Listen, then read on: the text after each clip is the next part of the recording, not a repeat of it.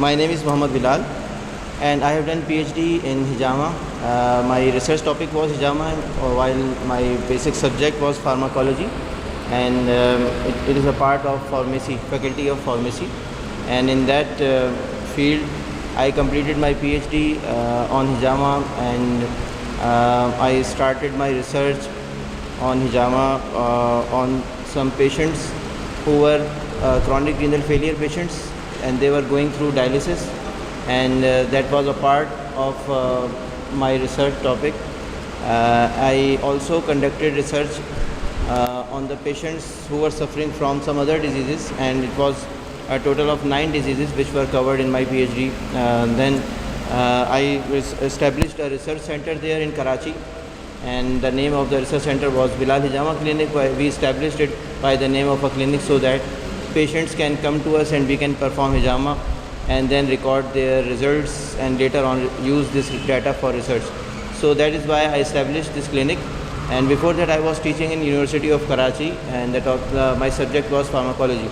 I was teaching pharmacology there, and then my field was changed, and from teaching it became Hijama, and I practiced Hijama myself for now I think it has been over 10 years, because I started it in 2008 when I started my MPhil, that is M.Pharm, equivalent to MPhil.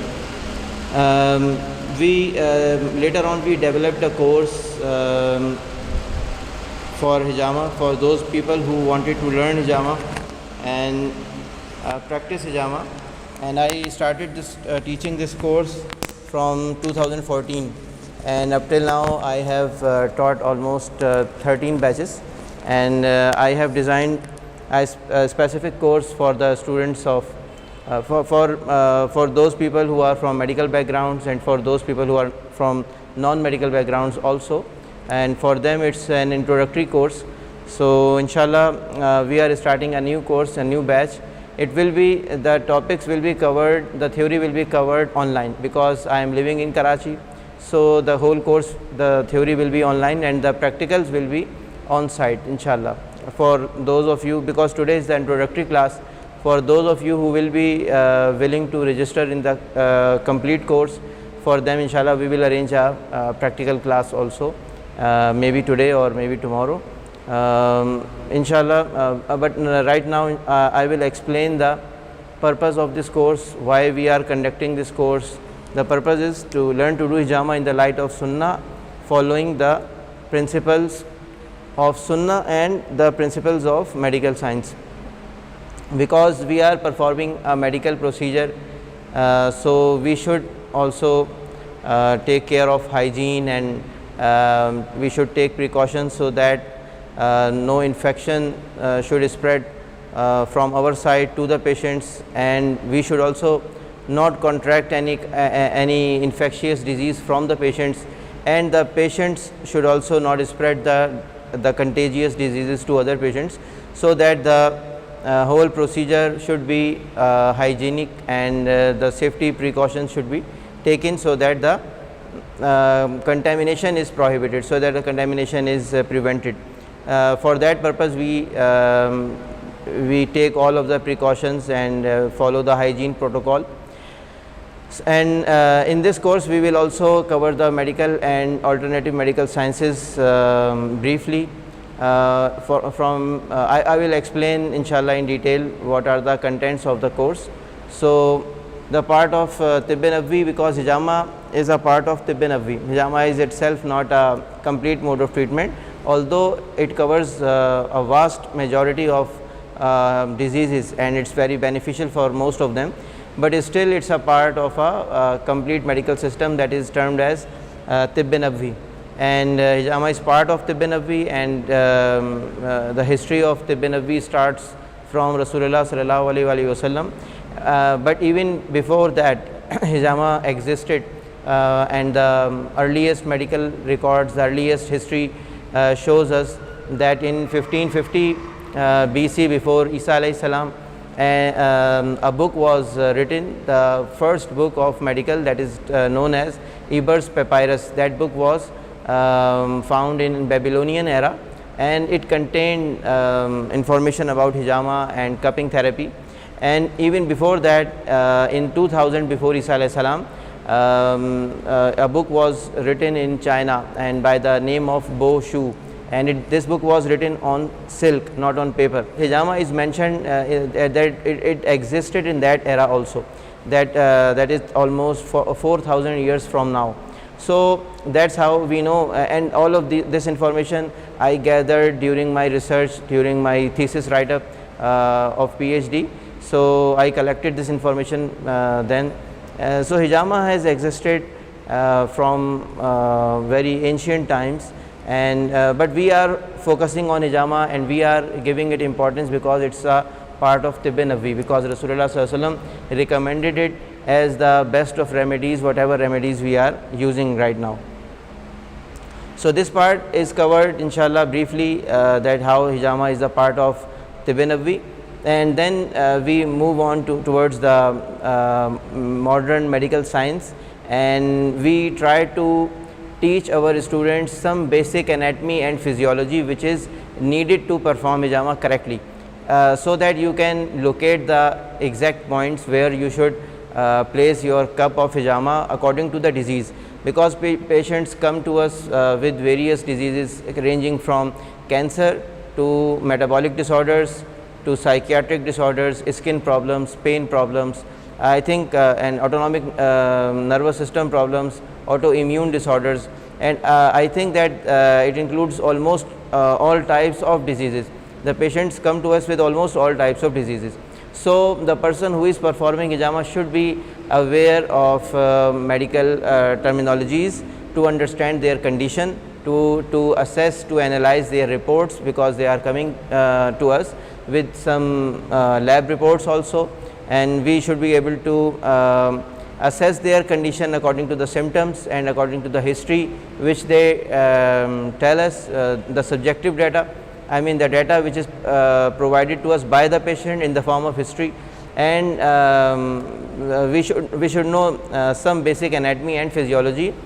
We cover the anatomy and physiology part for certain areas. I mean, first of all, we cover the anatomy and physiology of blood, because we are dealing with blood in hijama, and we go into the details of anatomy and physiology of blood, that how much blood is there in your body and what type of blood comes out when we perform hijama, what are the types of cellular portion of hijama, what is the fluid portion of hijama, what is the difference between serum and plasma, what are white blood cells, what are their subtypes, what is hemoglobin, how the platelets are very important for our work, how the because you know that what are platelets for blood clotting, and in hijama we are bleeding, we are making incisions, small incisions, the blood is coming out, oozing out, how to stop it if it's not stopping, how if the bleeding goes out of hand,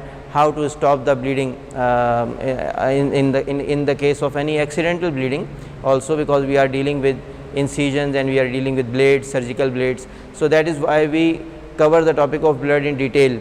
And then the other topic which we cover in detail is skin, because skin is that part of the body where we are applying the hijama, because we are applying the incisions on skin, we are not going beyond the skin, we are not dissecting a patient, we are not going inside the internal organs, we are performing hijama on the skin of the patient. So we should know in detail about the layers of the skin, about the thickness of the skin, and how many layers are there, and capillaries are located in which layer, our cuts should be in how much depth, how should we know that our cut is in the correct depth or not, have we gone too far, or have we made a scratch which is of no use because it's too shallow. So that is how we study the topic of skin anatomy and physiology of skin, both in the structure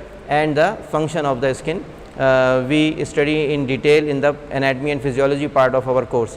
And then the third topic which we cover in detail is the musculoskeletal system, because most of the time people are coming to us with either the knee pain or back pain or neck pain, sometimes it converts into sciatica, the low back pain, sometimes the neck pain converts into cervical, it converts into cervical spondylosis, and sometimes patients are coming to us with migraine, and all of these conditions are very effectively treated through hijama, alhamdulillah.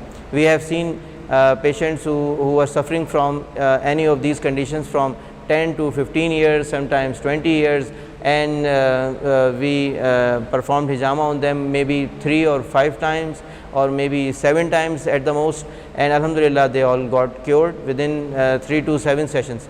So we have seen great benefits of hijama related to the musculoskeletal system, including the joints, including the bones and muscles problems, and hijama helps, alhamdulillah. So how hijama helps? What is the structure of the joint? What is the structure of synovial joint, for example? What is the structure of a muscle? And what are tendons and ligaments and bursa? All of the structures of musculoskeletal system are covered in detail. We study the anatomy and physiology of all of these parts in detail, so that the practitioner, the person who is performing hijama, should be aware of the patient's condition and should know that what will be the outcome of the hijama, whether it will be beneficial for the patient or not to perform hijama for his condition or her condition. So we cover the musculoskeletal part in detail, and then in musculoskeletal part we also cover the names of bones and where they are located, what is their location, and then the part of blood I have already discussed, that we cover the blood and skin and musculoskeletal system, some systems, some physiological systems of the body like digestive system or cardiovascular system or respiratory system, the endocrine system. All of these systems are also covered briefly, but the systems which we cover in detail I have already explained, and another system which we cover in detail is the nervous system, because through nervous system sometimes we are deciding the points that if a person is suffering from a condition, then according to the autonomic nervous system, what will be the points of the disease, how we will suppress the autonomic nervous system, or how we will boost the autonomic nervous system. There are 2 divisions of autonomic nervous system. I don't want to go into much detail in this class because it's just an introductory class, but just to give an idea that autonomic nervous system is composed of 2 systems which are working opposite to each other, and they are sympathetic and parasympathetic autonomic nervous system. So sometimes we have to accelerate the function of sympathetic nervous system, and sometimes we have to accelerate the function of parasympathetic nervous system. These systems are working in they are working in a relationship with each other, and most of the time this relationship is opposite to each other. For example, I will give you just an example, like sympathetic nervous system will increase the blood sugar level, because the sympathetic nervous system is turned on when we are in need of energy, and in a situation like emergency like situation. For example, you are crossing the road and suddenly you see that a car is coming towards you at a very fast speed, and someone informed you, maybe you were using your mobile and you were not looking at the sides, and suddenly you got aware that a car is coming towards you. So now at this time you have to take a decision and make a decision very quickly. You don't have much time. The decision should be within fraction of a second, and you should take action within fraction of a second. For example, you have to jump to cross the road quickly and to be clear from the car. So for that purpose you will need energy. For that purpose, what will happen? Sympathetic nervous system, who is sympathetic to you, what will it do? It will increase your blood sugar level, it will increase your heart rate, it will increase your blood circulation, it will increase your respiratory rate, and suddenly you will get inflow of blood towards your skeletal muscles. Instead of the digestion, the digestion will be stopped immediately, the process of digestion will be stopped, and all of the energy will be focused in your skeletal muscles. For example, in your legs, you will have to run right now. So the energy will be focused on your legs, for example. So you will have energy and you will make a decision quickly, and you will jump and get away from the line of fire or line of danger. So that's how the sympathetic nervous system works. But if this condition continues, for example, your blood sugar level was raised, and if it keeps raised, then you will get diabetes, or your systems will they will be affected badly if the blood sugar level it remains at the raised level. So what happens? Right after the passage of the condition, the opposite system, that is the parasympathetic nervous system, gets activated by itself, and then it reverses all of the functions which the sympathetic nervous system has taken. For example, the sympathetic nervous system has raised your blood pressure, the parasympathetic will lower it. The sympathetic raised your blood sugar level, the parasympathetic will lower it. So that's how it will restore your body to the normal, which was before the emergency situation. So how these systems work and where the points should be placed, so that in order to tackle a condition, in order to cure a condition, to treat a condition. So these things will also be covered in detail in the nervous system part. Then the basic pathology, it will be covered, how many blood tests are there, what types of tests should be ordered, what is CBC, how it is important for a hijama practitioner to know about hemoglobin level, what should be the ideal hemoglobin level to perform hijama, and when we should not perform hijama. If the hemoglobin level is below a certain limit, then we should not perform hijama. And what is the ideal number of platelet count where we should perform hijama, and if it goes beyond that point, should we perform or not perform. All of these things will be covered in the basic pathology part. And the study of the MRI or ultrasound or CT scan, how the films are assessed, how should we conclude that if for example if it's an MRI of a spine, then where is the disc bulge, at what level the disc is bulging and compressing the nerve, and the pain is radiating in which part of the leg. For example, if we are talking about sciatica, if the pain is traveling from the front, which disc is compressed, we can tell that, because there is a connection between the nerve and the part of the skin which it supplies. So we will cover those things inshallah. And in basic pathology we will also cover the x-rays, how to assess them, and how to make a decision that hijama is beneficial for a patient or not. Sometimes it happens and we have to take a decision of not doing hijama. So we should be aware of every kind of complication which can be present. And what is the hijama theory, how hijama works, we will cover this thing also in our course. There are certain theories of hijama, that hijama improves the blood circulation level, or improves the blood circulation, or improves the energy level. So what are the basic real mechanism of action of hijama? These things will be covered inshallah ta'ala in the course. And then this is the base, this was the base.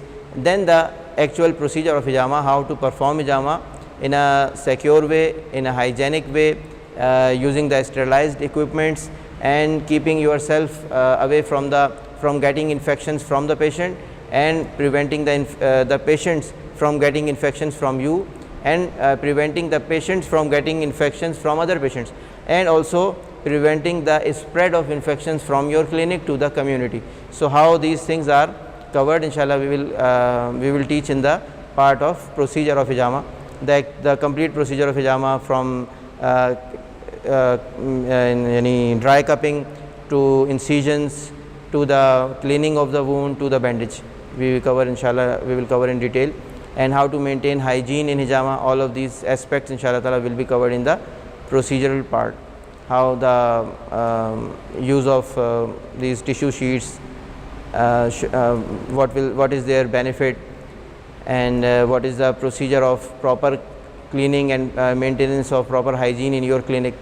And if you are performing hijama of patients who are suffering from contagious diseases like hepatitis C, or in current times like corona, COVID-19, or TB, So what precautions should be taken by the practitioner to avoid getting the contagious diseases himself or herself? Although we have a strong belief that no disease is transmitted without the permission of Allah subhanahu wa ta'ala, but we should take precautions, because tadbir is our part. We have to take precautions and then we have to leave the results on Allah subhanahu wa ta'ala. But if we are not taking precautions, then we are not fulfilling our own duty, and then if we are saying that Allah subhanahu wa ta'ala is responsible for everything, then it's not good. We should do our part, and Allah subhanahu wa ta'ala of course does his own part. We have a strong belief that no disease can be transmitted from one person to another person without the izn of Allah subhanahu wa ta'ala, without the permission of Allah subhanahu wa ta'ala. This is our belief.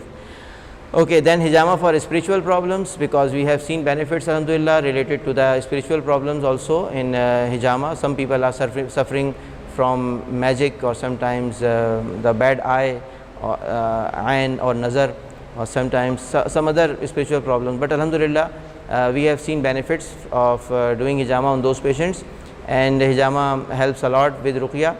Ruqya plus hijama, inshallah, most of the people alhamdulillah have benefited and cured from many complicated problems which they were suffering from. So what is the procedure of doing hijama for those patients? What are the specific points? What are the precautions should be taken by the practitioner? We will be inshallah discussing these things in this part, hijama for spiritual problems. So our course alhamdulillah includes almost all things which are required by a practitioner to perform hijama. And then in the last part, the practicals, because when we teach the students theory, that we also teach them some practical things to apply. I mean, how to, for example, this is a scalpel holder with a blade, surgical blade. How to put the blade on a scalpel holder. This is also a skill. No one can do it himself or herself without learning it. So we teach these type of things also, how to place the cup, how to make the suction, appropriate suction, how to avoid over suction or under suction. So all of these things are covered in the practicals part, and then afterwards the students are required to perform a hijama, a demo on themselves and then on some volunteers, and then they are ready to perform hijama. But this is another thing which I would like to inform you, that the legal procedure of doing hijama in Pakistan is that a person should have some medical background, and nowadays it's better if you have a herbal degree, for example FTJ, Fazil-e-Tib wal-Jarahat, or Hakim, like Hakim. So either you should be yourself Hakim, or you should hire a Hakim with you, so that you can practice hijama legally and with announcement, I mean, like with showing some, with installing some boards which are, I mean, if you are doing it legally, if you are performing it legally in a clinical setting, then now the government has made some new rules which were not there before 2 years, and since 2020 they have applied these new rulings. So you should be aware of that. You will learn inshallah. I will in this course I will teach everything which is required to perform hijama on the technical grounds. But for the legal grounds, I think that you should have a degree related to herbal. So this thing should be clear to you, that our course, although it includes everything whatever is required to perform hijama, but the legal aspect is still left, because for legally to perform hijama you should have a herbal degree, herbal doctor degree.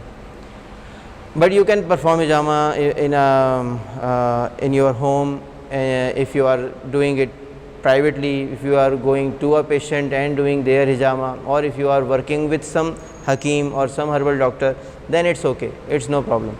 But if you want to open your own clinic individually and publicize it also, mention, if you are mentioning on your board that you are doing hijama, then you will need a Hakim with you, or either you should do yourself the diploma, which is a 4 years diploma, Fazilat wal Jarahat, FTJ.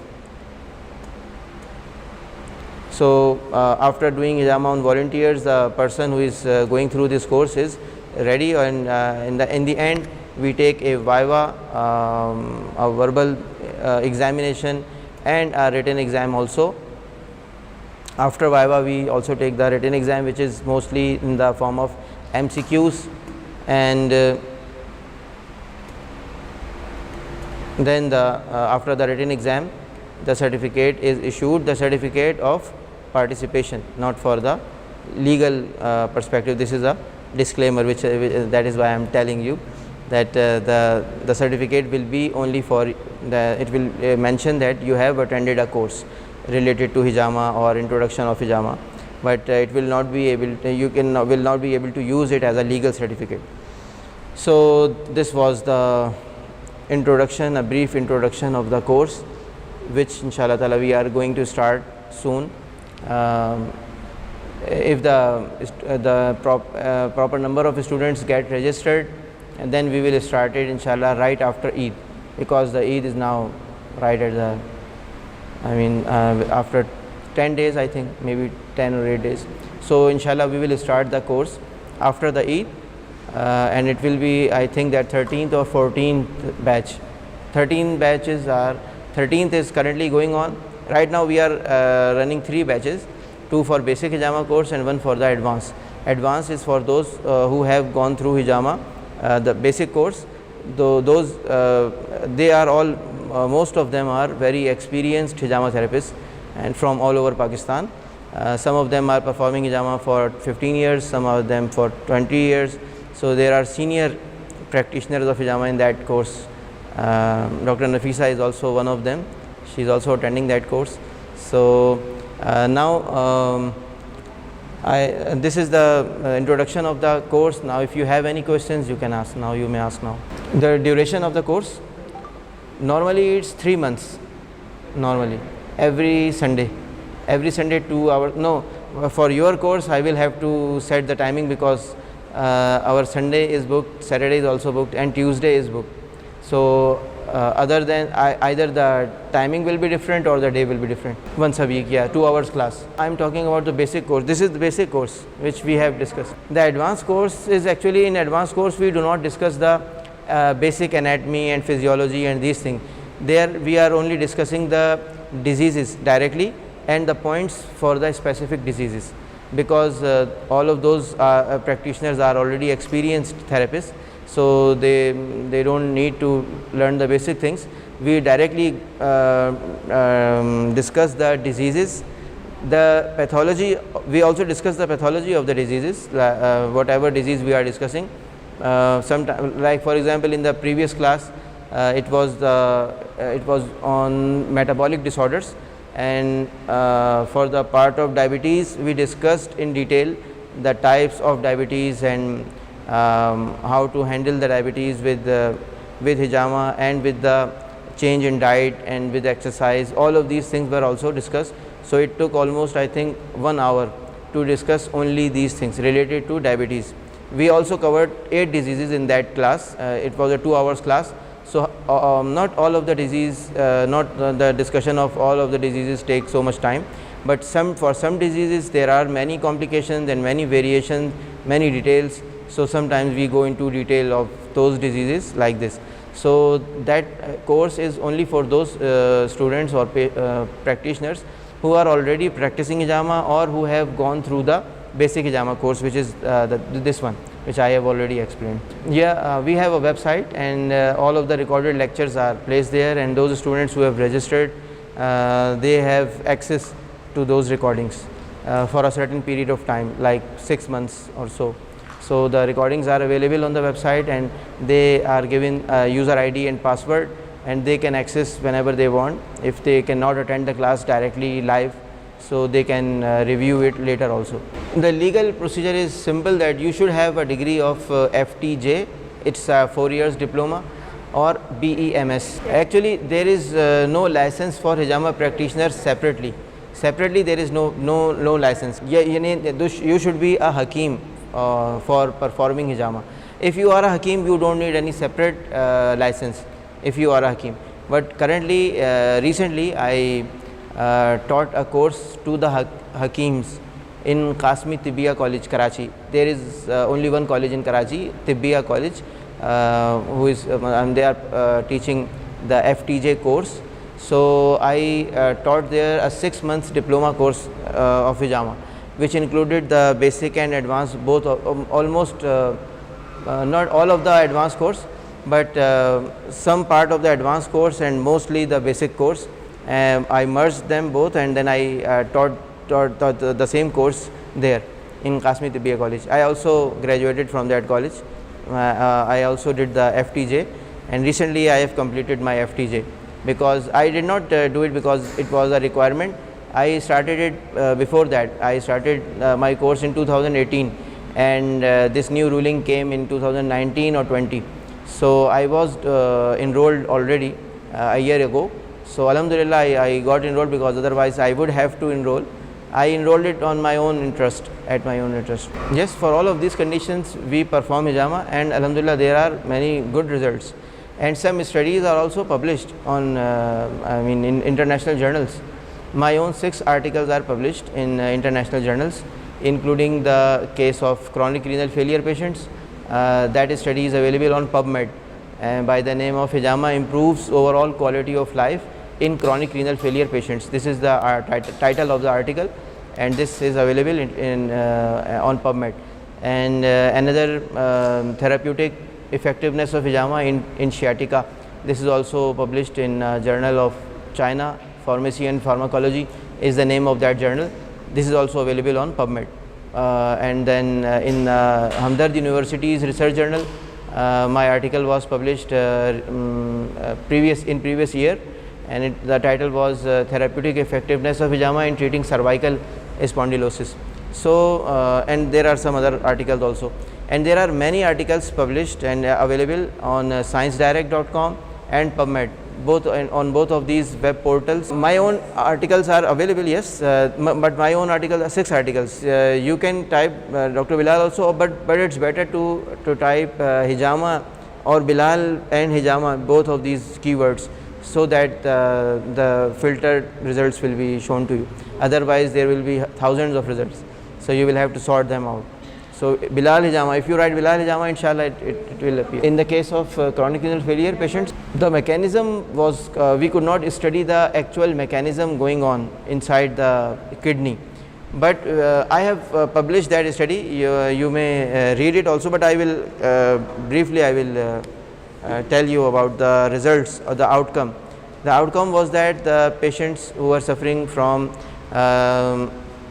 severe anemia, because you know that when a patient's kidneys are suffering, erythropoietin is not produced in the sufficient quantity, so the hemoglobin level drops, and in order to maintain the hemoglobin level, the patients are injected with erythropoietin, and in addition to that, after every 3 months they have to be transfused. A bottle of blood is transfused after 3 months.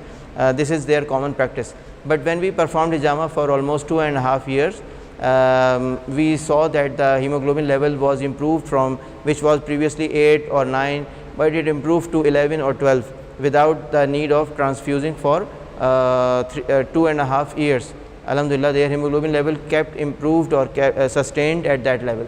So this is one of the results which we saw, that the it may be because of the improved function of kidney, or maybe because of the improved function of the bone marrow, which is producing the RBCs or the hemoglobin. And then we saw that the patients were suffering previously from severe insomnia, like the lack of sleep. So when they were suffering from insomnia, due to that their blood pressure kept raising. The blood pressure is directly affected by insomnia. I have seen it many times in thousands of patients, that Alhamdulillah, that due to insomnia blood pressure raises, and with hijama insomnia is relieved. Alhamdulillah, insomnia is it gets a lot better. So in those patients we also experienced that, we also observed that their insomnia was relieved, and Alhamdulillah, because due to that their blood pressure was lowered, because previously, and you know that when kidneys are not working properly, the blood pressure raises to above 200 in the case of systolic, and above or around 140 the diastolic. This was the case in those patients. Yeah, they still continued their dialysis. This is the thing which we concluded, because you know our target was that their dialysis should be stopped and they should return to the normal life, but they returned to the normal life. Before hijama, they were just lying on beds waiting for death. This was the actual case. But after hijama, what happened? All of them were poor patients, because they were we performed hijama with the help of an NGO who were performing their dialysis for free. They hired us, so that's how we made a coordination with them. So they hired us and we performed hijama, and they were paying us for the hijama at a lowest rate, I mean, but just for the cost, for covering the cost. So what I was saying, those were very poor patients. They were very poor, and they were on charity, of course.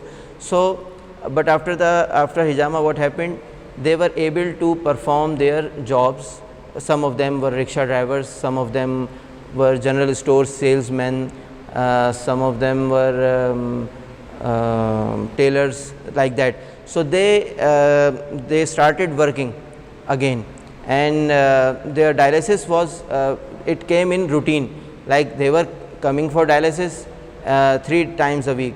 And because they were end stage renal failure patients, some of them were on maintained on dialysis on more than a year, on 2 years, for some of them for 3 years, and still some because the rate of death is very high in those patients, but some of them are alhamdulillah still alive and they are going through hijama still. This study was performed in 2013 and 14. We completed in 15, and my degree was also awarded in 15, PhD. So we have seen alhamdulillah those patients, they are still much better as compared to those patients who were not receiving hijama therapy.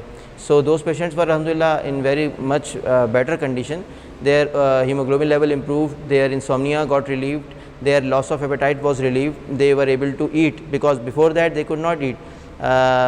They used to vomit when they wanted to eat, they could not eat, they used to vomit. This is a side effect of dialysis, or what, I don't know, but it's a common trend there in the patients who are maintained on dialysis. So they started eating, their sleep was back to normal, almost normal, not completely normal, but compared to the previous condition it was normal. And their blood pressure got lowered, their creatinine level lowered. Their creatinine, which was around 15 or 16 before hijama and before dialysis, after dialysis it returned to around normal. But after dialysis, or if they did not went through the dialysis, their creatinine level raised up to almost 15 or 16. So you know that normal level is 1.2. So if it goes beyond that, then it means that your kidneys are not functioning properly. So in the case of those patients, it was a big achievement.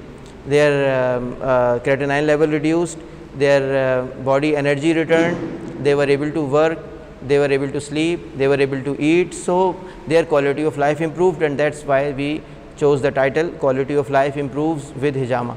This was the title of my article.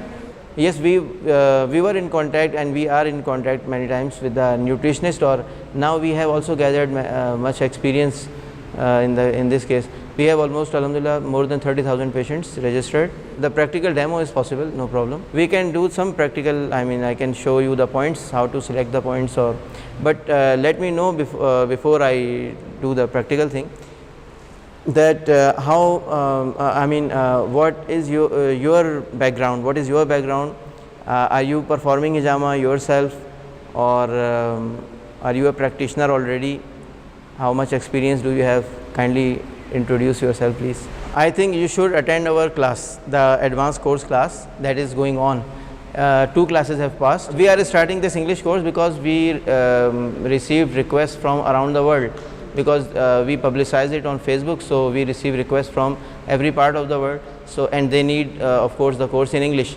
So inshallah this time this course which I am starting right now will be in English language completely. We will record the classes during this time, during these 10 days, and after Eid we will start delivering it, inshallah. 3 classes, but the proper classes were two classes were proper classes. The first one was orientation class, the second one was introductory class, introduction of the course. In the introduction part we covered almost all of these things. I covered the procedure in the introduction class also, because I wanted everyone to be on the same ground. I did not want that someone is performing hijama through the shaving blades and someone is performing through some other blades and some other. So the procedure should be unanimous. It should be the results which we are getting, actually, because in that class which is going on, that is not suitable for you, because in that class most of the students are non-medical background.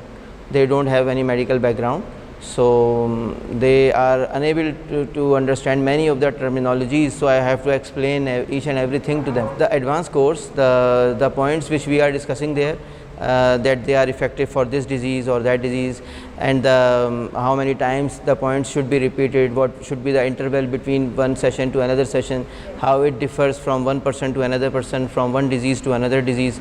So these things are covered in detail, and they are based on our experience. This is not just the theory.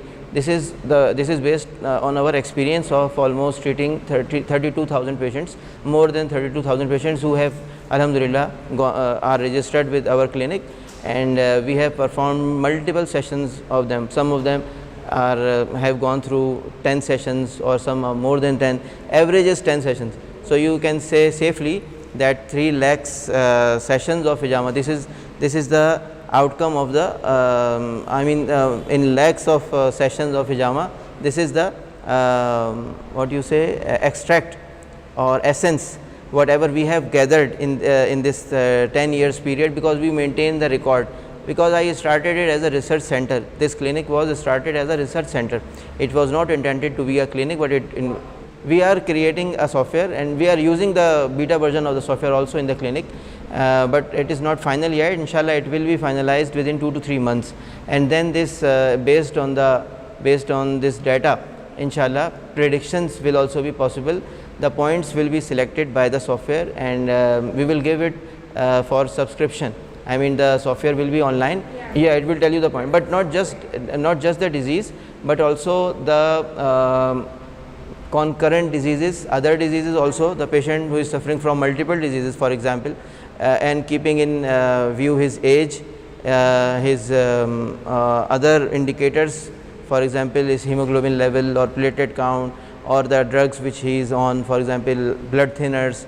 So which type of blood thinners, what are the results of PT, INR. So all of these things will also be, inshallah ta'ala, included, but it will, this part, the artificial intelligence part, will take some time. But currently the software is ready for registering the patients, for registering their sessions, how many sessions did they get, what points were selected in those sessions, and what disease do they have currently, what are their medical history. All of these things are maintained currently in the system.